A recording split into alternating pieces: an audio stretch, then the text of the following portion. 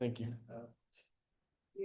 Yeah, and then whenever you're done with it, just leave it on top of your, or just leave it like that. Of course.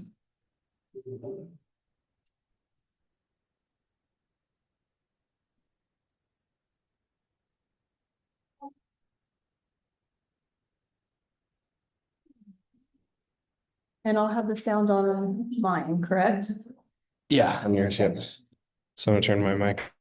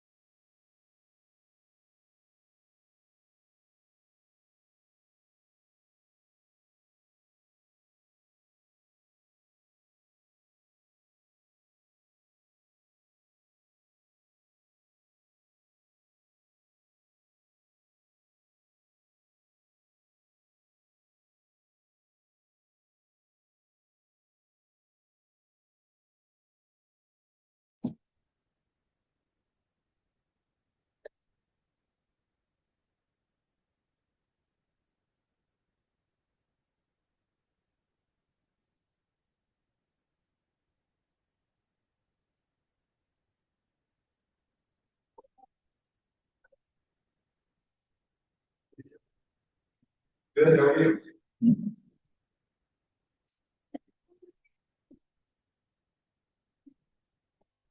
I just sent that over else. Okay.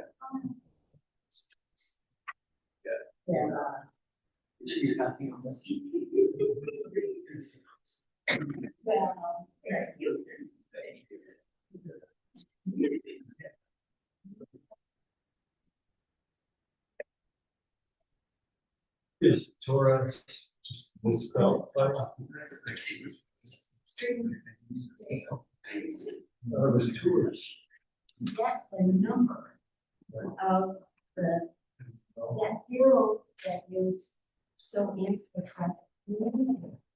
So it's all the day. No. Oh, no.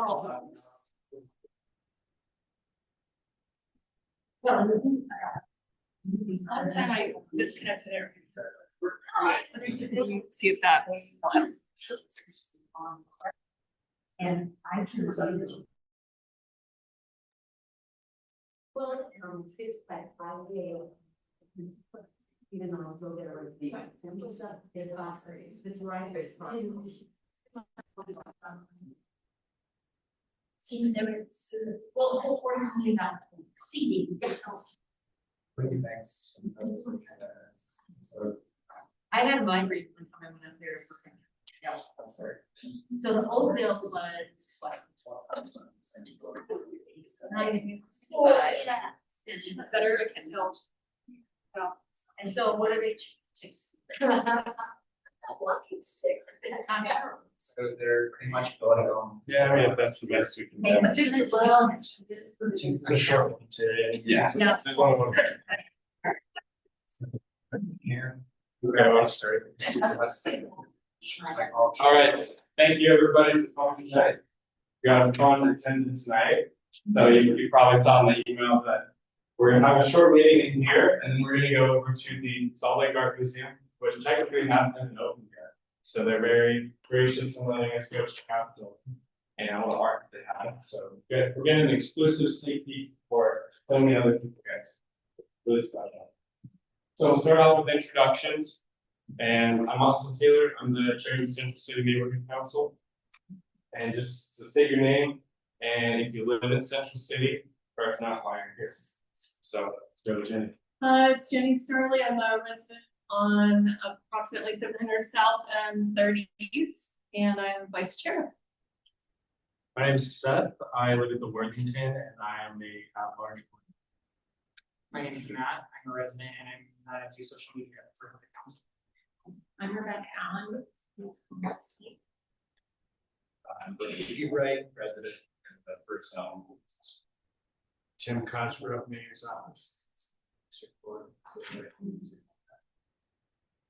I'm Brent Anderson. I live on 30 East at about First South. Karen Friedman, I'm a resident, Jenny's neighbor, 7 South. And I live in Metro. And I'm Karen, and I also live in Metro. Cool. Are you guys on our email? Yes. Okay, we'll have to get your email passport. Yeah, just- Go. I'm Cindy and I have 3 rental properties in the City Historic District. And I'm also promoting, and I'm gonna start passing this around, the celebration of Lisa Braddown Hall being named a National Register of Historic Places. So I'll start that around the information next week. Thanks. How much you can. Troy, I live at Second South Northeast on the transportation. Annie Isaacson, I'm the board secretary. Thank you. Franklin Lewis. I'm Frank Rosell, president in 600 East, 800 South. This is Yo. Debbie Kidd, he's representing Central City once again. Oh.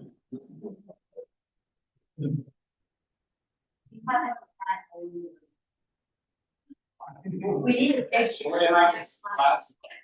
We need a picture next time in this Central City. We do, so we're actually, Troy will tell you more about it, we're trying to collect photos of people walking and biking and taking the bus in our neighborhood to combat some Senate bill that's trying to get passed, so if it's okay, we'll ask for a picture, you guys know walking with your stroller or whatever. Absolutely. And then Liz. Oh, I'm Liz. Wait. And then Liz just volunteered to be our representative for Friends of Liberty Park. Yeah. So we're good.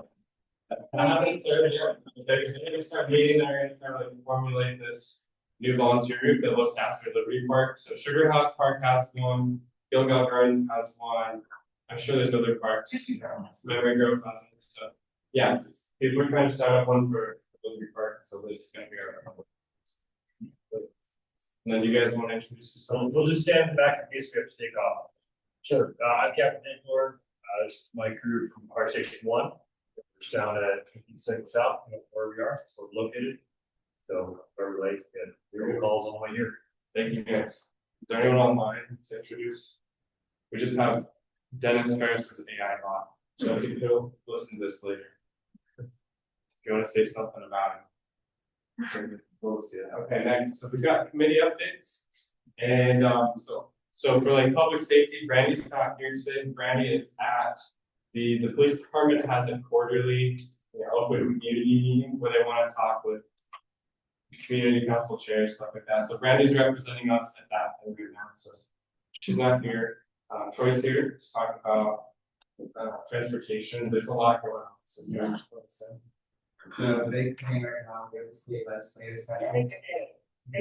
I have my least favorite time of year. To be honest, especially after last year and this year too. There's a new Senate bill that built off of a anti-traffic safety traffic bill that was like passed last year. So the new bill is called Senate Bill 242. And just for context, it's the transportation amendments bill. This bill comes out almost every 2 years as like a normal bill that's passed. And what I would be referencing is this extra 100 lines of that they are targeting Salt Lake City.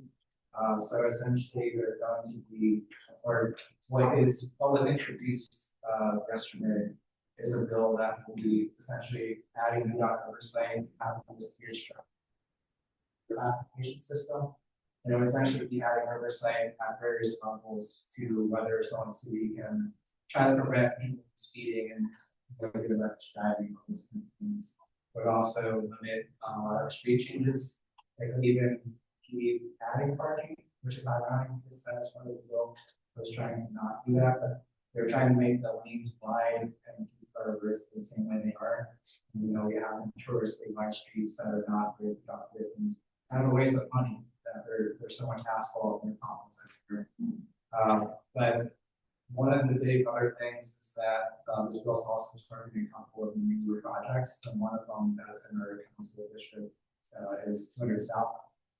So they're considering like trimming back some of the islands that are in my neighborhood. There's even talk of like the language in the bill just to mitigate the changes that were made to the road. It could really need anything. It's very raw. They claim that they won't take away the cost of these, but they really could, based on how it was written. So we just want to be cautious with anything that they say.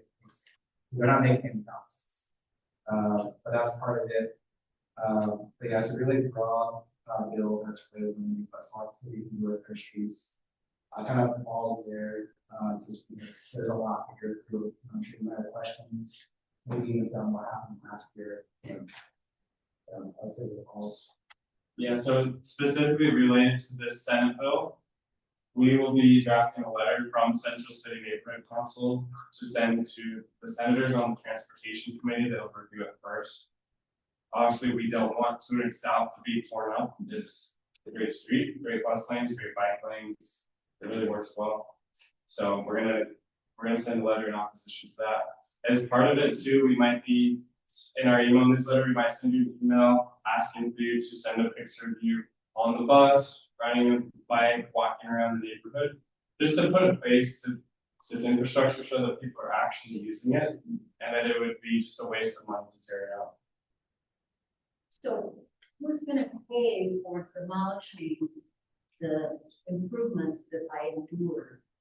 I mean, that was a very disruptive project. Yeah, that's unclear. They'll have to figure it out. Yeah. Somewhere between the city and the state, I don't know. Yes. Or approving that we can be. There is a modification made to one of the projects, or maybe, and it was a UDOT street, so I guess they had control over that anyway. But I think select these contractors, ones that changed it, but not that easy for it, so. There is this small thing on Third West and this out, it's like a turning island, and they like put it in, and move it out, and it's just, sorry. Okay. Is that approved expectation? We can just add that there's the Sunset on South, there was this painted intersection that was there for a while. So the city contractors just put cement there, so now it's like a permanent piece of infrastructure. And no one will use anything to, that's the report. Yeah, so I think they poured it in the last week. Yeah, so if you go through there, you'll see there's these big islands, they're still working on it, they should be putting in like meters and the fact will just the force that, okay, there's not going to be out. This would be part of it. So it's not around. It's not a roundabout, so we call it an intersection. The idea is that it's essentially a bulb out that's even closer or decreases the crossing of pedestrians even more, then also helps prevent right hooks when someone's biking through, someone's turning right, I think it meant that prevents those crashes and also just slow down the speed so people don't like fly around the corner 20 miles per hour and get someone stay there and stop sign. So that's kind of like Okay, thank you, Troy. Okay, Travis, do we have updates from land use? So the city council met last night to go over the rezone request by Silverado Development for the property on 265 East 100 South, adjacent to St. Mary's Cathedral. There were quite a few people who provided comments.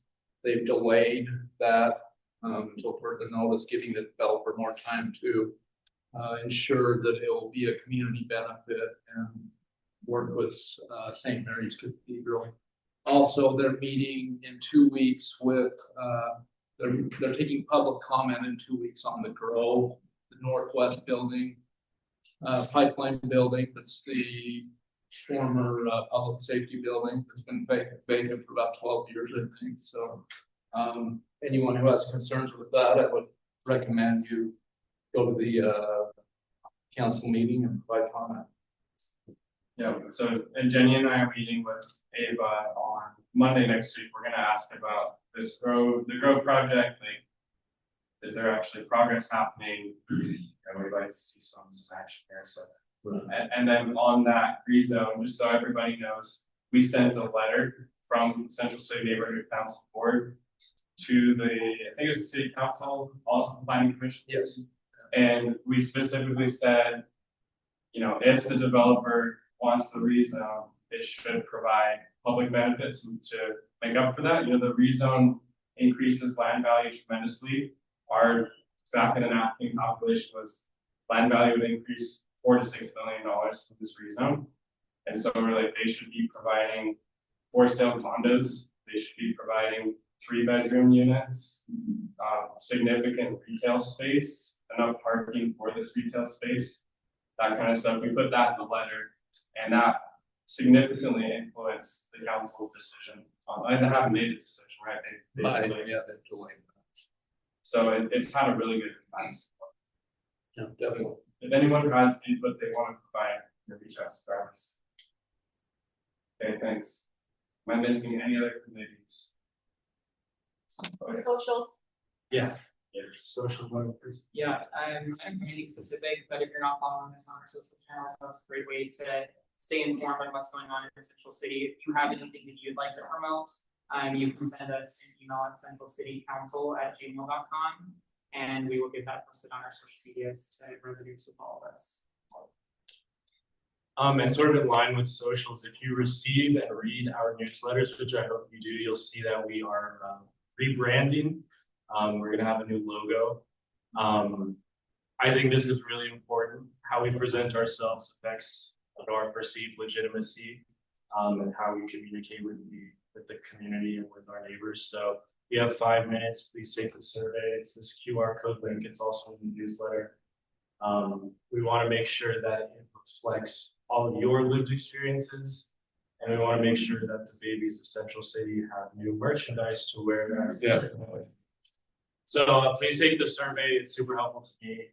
If it's one thing you do or you don't pass, is to take the survey for me. So That's right. I appreciate it. Thank you. Thank you, Steph. Could we just quickly too, just thank our committee volunteers for everything they do. They spend a lot of time researching.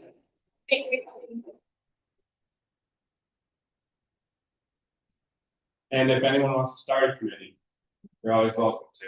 Or join one. Or join one. Yeah. Transportation, land use, we got options. Events, lots of things. So just reach out to us. Absolutely. Okay, I'm gonna move it away from this now, and let's go to city updates. Should we So start with fire fire? first? Yes, you guys usually have to do so. Sure.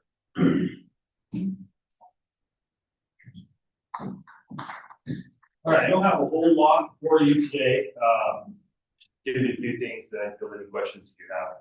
So I want to start off by recommending if you are familiar with our website, anything you could look for fire department wise, whether it's home defense information or emergency management, preparation, disaster preparedness, all of that kind of stuff. slcfire.com, that'll redirect you, go directly to fire.slc.com. So that our website has tons of information. If it doesn't have what you're looking for there, it has options for you to email us or contact us. So if you can't find what you're looking for, feel free to reach out, help get whatever info. That being said, a big thing in the fire department that's going on right now is we're doing job-wide refresher on CPR resuscitation efforts. And that coincides coincidentally with American Heart Association's February American Heart Month. So I guess this is just a recommendation for everybody. If you haven't had any type of CPR training, the fire department offers a free super basic hands-only CPR class. And you can access that through our website to sign up if you're interested. There's other classes we offer also, stop bleeding, CERT classes. So all of that's going to be through our community, or emergency management page. If you're interested in that. Also, just if you're not aware, if you do encounter someone who collapses, goes comatose, isn't breathing, that kind of thing, there's 3 steps that we'd like you to take. So number 1 is call 911, right? Our dispatchers are really well trained to help start you doing CPR. So they'll give you advice, they'll give you prompts, things to do, things to check. So call 911, step 1. Step 2, hands-only CPR. And if you are trained in that, great. If you're not, our dispatchers will help you walk through that. And then the third thing is if there is AED in the area, like in the library, there will be an AED. If you can get a shock on a heart that's is beating, early fibrillation is one of the things that's going to save life. So those are the 3 steps that you do see someone with recurrence to take. again, our website, go back to the website, it has everything you could ask for, if it's not there, reach out. That was what I wanted to tell you today. Any questions? Sorry. It's good I got them talk now. If you have questions, feel free to reach out to the website, you can get whatever answer that you need. So, yeah, sorry to come late and leave early, but. Thank you. Yeah, thanks.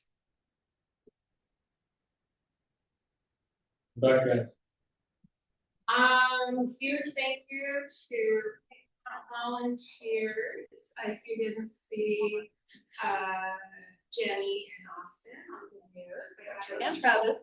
Oh, and Travis, yes. He was It was fine with it that. was great. They did a great job representing you well. And we go to sister next Friday. Do we have any insights from the count this year? I know from our count, so Jenny and Travis had counted our neighborhood before, and it seemed pretty light compared to last week. We'll get those in. Whole year? Yeah. Well, let's see what happens. Okay, well, let's go to. Thank you. I want to shout out to Troy. I can't tell you how important it is to watch that legislative 242 and your impact that you provided last year on 172, but this year is even more invaluable. The legislators that are representing you need to hear from the people, from their constituents that they represent. Because the other legislators that drive through Salt Lake City and think they know what Salt Lake City is or what Salt Lake City is like, don't know. So your experience helps them tell that story. But it's very valuable. Wanted to reinforce that. Thank you for doing it. I know it takes a lot of extra work and initiative from community council to expend that energy, but it does matter and it helps. So thank you. Just a couple things, follow up from Enbridge is doing the replacement of the natural gas pipeline with South Temple. They're just finishing the West Temple to Main Street section. Still, all traffic eastbound on South Temple in that area was closed. Eastbound, westbound is still open. They hope to finish up that section by the end of February. And then they'll start on the West Temple State Street section. And hopefully that will be finished by the end of March. It's really going to be tight. I don't know how they're going to do it. They say that's what they're going to do. So if anybody needs any additional information, I can connect them with the project manager in that area. I passed out the watch party sheet so you can see from outside what's going on in the winter games. It's huge. It's going to be bigger than ever. We're not at this event this year. You're going to say, oh, I should have gone to that event. So this is the event of the year. Go to this event. There's going to be food trucks and bands and parades, and Olympic athletes. You're not going to want to miss it. It's going to be a lot of fun. Any questions on that? A lot of work, a lot of preparation behind the scenes. The mayor's state of the city was last Tuesday. Oh gosh, I don't even know where to begin in such a short time to report. There was a lot of highlights. I'll point out is the Project Connect. The mayor shared 50 individuals that we identified as high utilizers of city services, city resources, kind of like a pilot effort, because they're so demanding and we're spending so many resources on them. There are concentrated effort between the county and the state to extend and connect other services and resources so that we can drop their utilization rate served by the city. Homeless resource services, police, civil enforcement, health department, everything. And they share, the reports came back, there were 60% drop in services from those 50 individuals.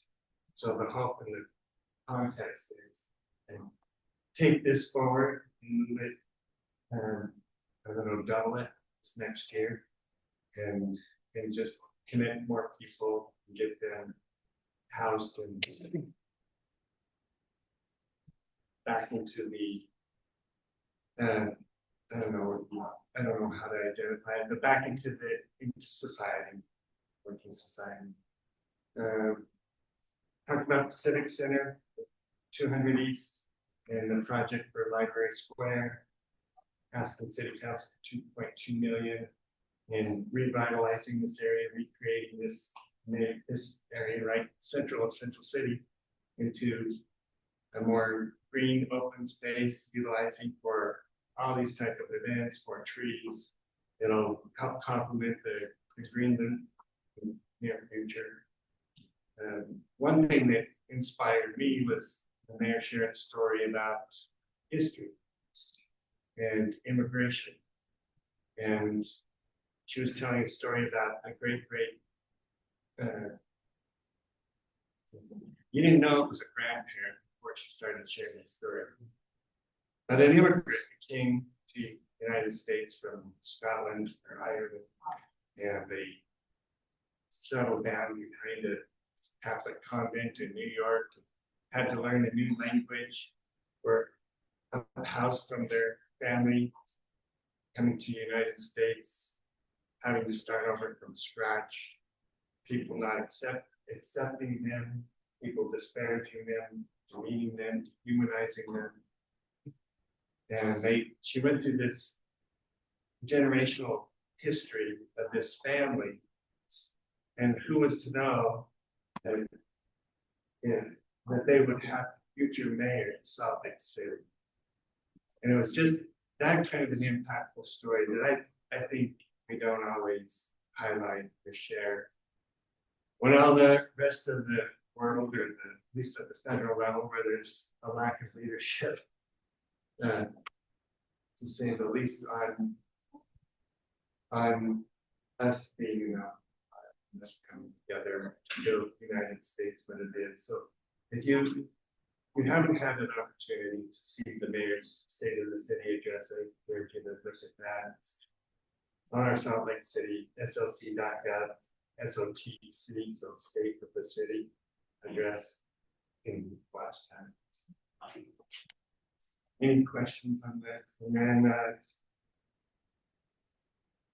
I will be doing community office hours. We go out to the community. There's an opportunity to do outreach. Want to talk about one specific thing, if it's on your mind, or have us take on an initiative or work on something else. I'll be at the Salt Lake City Roasting Company, 820 East, 400 South, Friday, February 27th, from 10 to 12:30, 10 a.m. Thank you. Thanks, Tim. That looks like that. Do we have any questions for the mayor's office? From anyone? Yes, I do. I'm wondering what's happening with the Tasha's Theater parking lot, the site of the old theater. Heinz Company was given that property 4 years ago, and they said their funding was dissolved, and they couldn't come up with new funding, and it was just sitting there. And I just wonder if they're paying the penalties that they were mandated to pay in their contract. If there's been anything wrong. What's the address of that? That's it's on Main Street, across from Eccles Theater. Well, I Or about. have to find it. Okay, I'm just. So Tim, that's an RDA project. Okay. So you could ask Christina Harrowitz from RDA. She's overseeing that. Great. Yeah, so he can get you in touch with the right person at the city that can give you an answer to that question. Great. So. Yeah, I don't know the current status of that. Any other questions? Is there anything you can get more like I don't know, patrol through like the old public safety building, like unloading area. This has been kind of a disaster. I can say that. It's like every time I come walk through there, there's a bunch of people ordering, sometimes doing drugs. When I cross the street to avoid it, all their grounds, right now, is. Yeah, Justin and I contacted me the Monday after the weekend, they broke down all the glass windows, and I immediately sent an email and got in touch with Logan Hunt, who's the manager of real estate services for the city and oversees that property. I know their resources are limited. They report back that they go through their weekly, but they don't have resources to go through daily. If you do see something, my best, my experience, the best result that I get reporting it to civil enforcement. Because civil enforcement also has a way of holding the city more accountable. So even if it's city property, then civil enforcement gets the call, city has to file civil enforcement. That's silly, is it? It makes sense because the order of other people.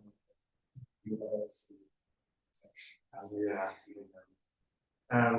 But if you see it, definitely report it. You can still report it to me. I'm happy to get as quick of an action as I can.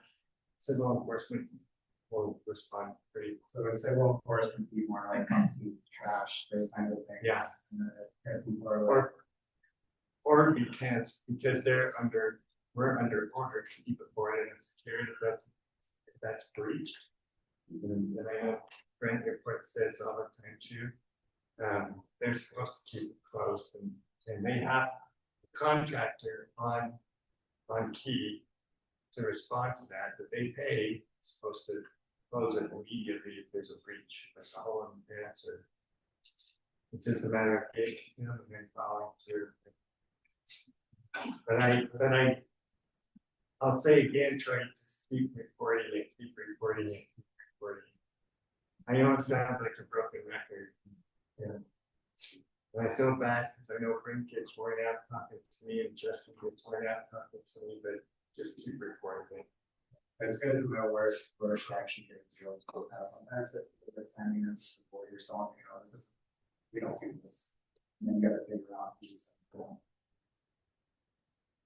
Well, they do respond to me, I'll say, and I can get it, whether it's civil enforcement or real estate services, but it still takes time. It's not always on my request either.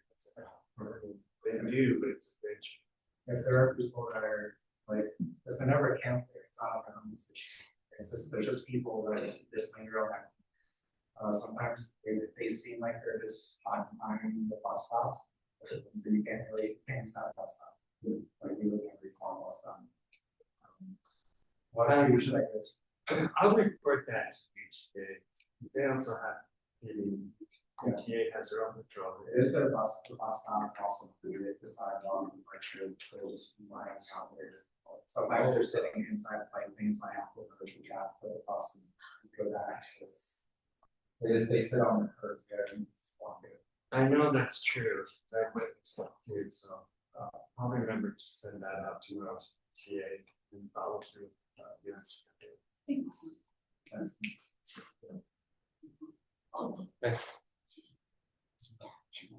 Okay, that's all we have on the agenda.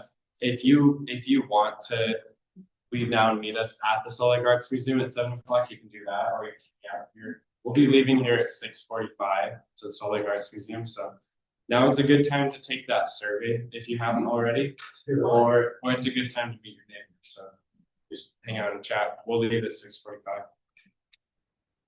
Austin? I just want to see that thing.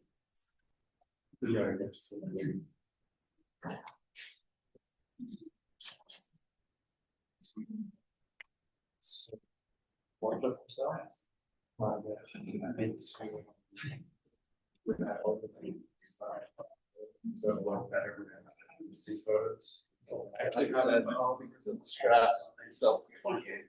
Sure. I said, just go. I'm sure you have some. Austin? Yeah. Oh, Ava's here. Hey guys, let's give Ava some time first.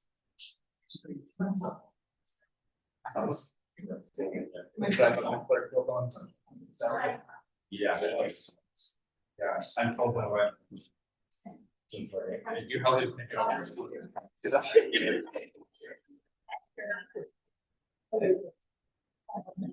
Hey, just so you know, we're leaving here at 6:45. Okay. We're gonna go see the Salt Oh, yeah, I knew that. Are you coming with us? Yep. Awesome. Well, thanks for having me. Sorry I'm a bit late. We're a little bit later. Well, yes, you're big. I thought you were only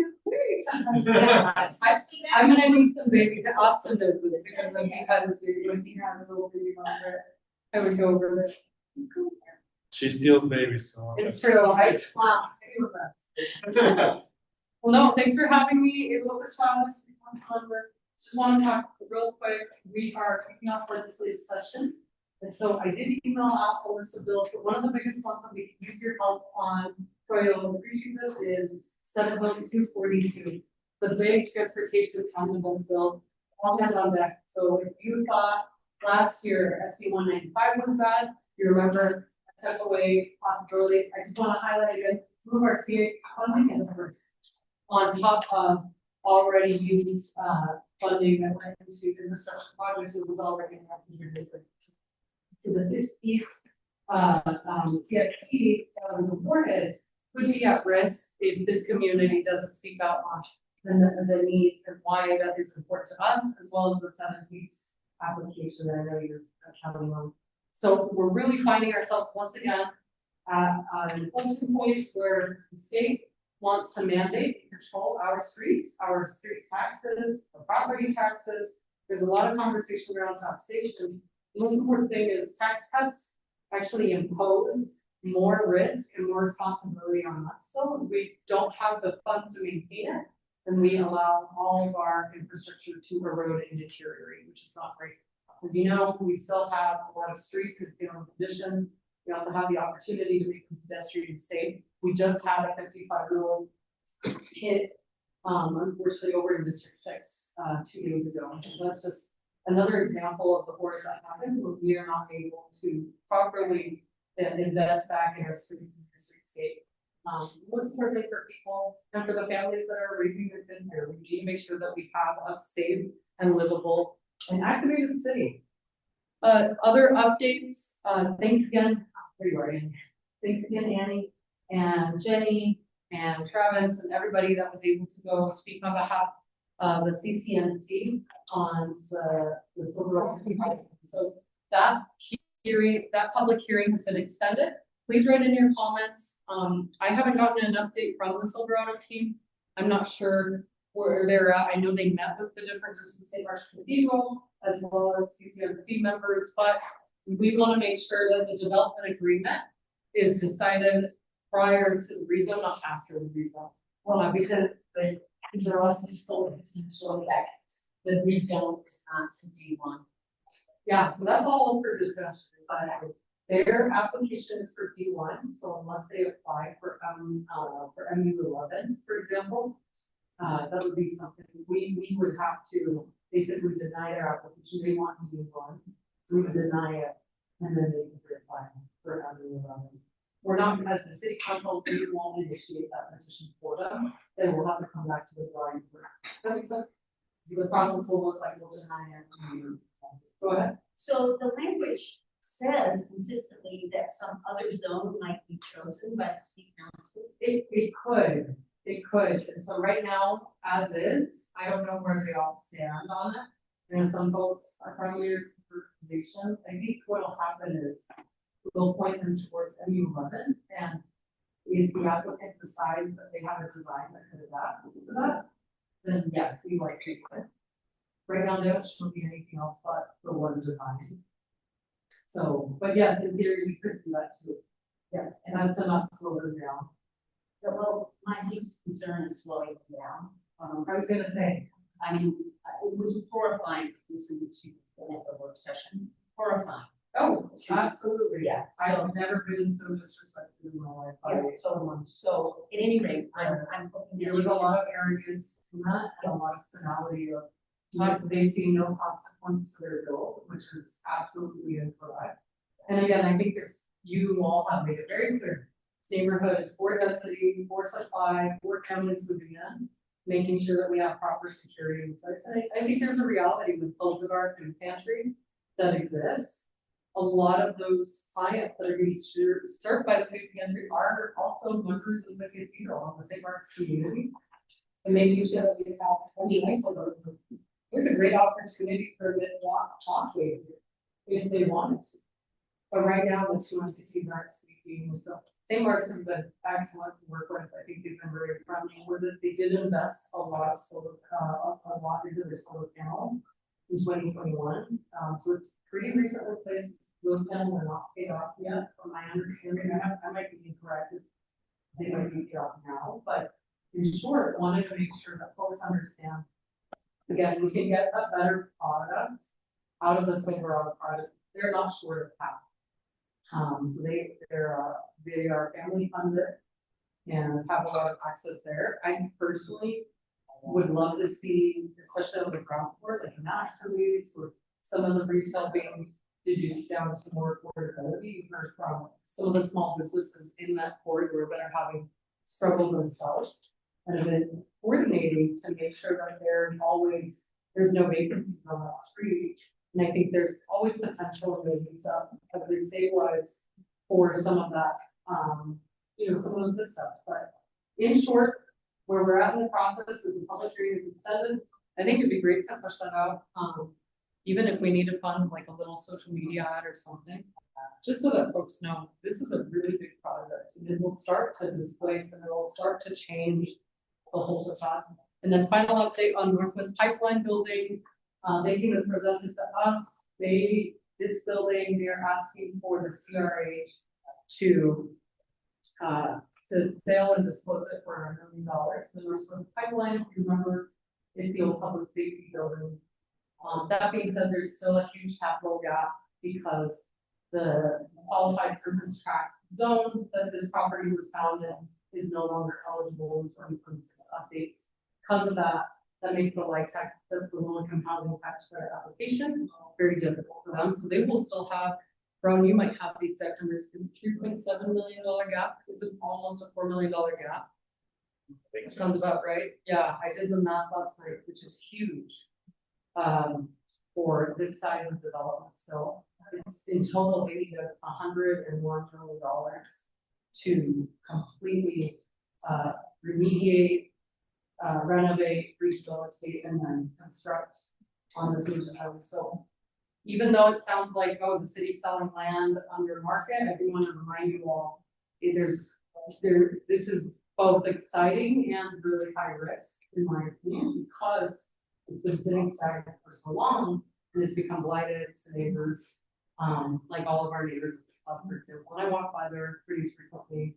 And again, they agree to activation, still no activation. They agree to security, no security. Yeah, so Ava, when Jenny and I have our meeting with you next week, we really want to talk about this one because there were 11 applications to the RFP we heard, so there might be a lot of great ideas out there. Totally. It feels like this one was selected in part because they promised condos. Yeah. They said they were gonna build units to sell, and now that's off the table. Right. And they're going all in on low-income housing, on more low-income apartments, which that block has so much of already, and it'd be good to have a more diverse neighborhood economically. Yeah. I haven't ran their numbers yet. I think the most important thing is exactly that. Some of the questions that we can ask is, we know that they're no longer in a basis boosted zone, and so their LIHTC application is not what they were expecting to be. I think that's part of the question here is it's already sitting there. It's not going to be completed until, assuming everything goes well, we won't have a completed project till 2031, 2032-ish. It's a long time, and I think we've waited a long time. I personally would love to see exactly that home ownership. And if we're gonna continue gap financing as a community redevelopment agency, then you know, that would be amazing to provide gap financing that way, but lucky for us, we have CRA staff in the house. So. Yeah, it's not our building to sell, it's the Logan Hunt and stuff, but Yeah. it would be interesting to see, you know, who else applied. Yeah. And maybe there are some better options, maybe House Cody's had its chance and it's time to give someone else a chance. Yeah, yeah, absolutely. It was really interesting to kind of run the numbers to see how much profit is actually gonna be made from this development. And when you break it down, it's definitely more than the average medium, but because they deferred a lot of the development fee, I was just really surprised that they were really short-handed in what normally would be the development fee. So anyways, just some opinions there. Yeah. Any other questions? So we're at 10. But I'm coming with y'all, so if you wanna talk, yap and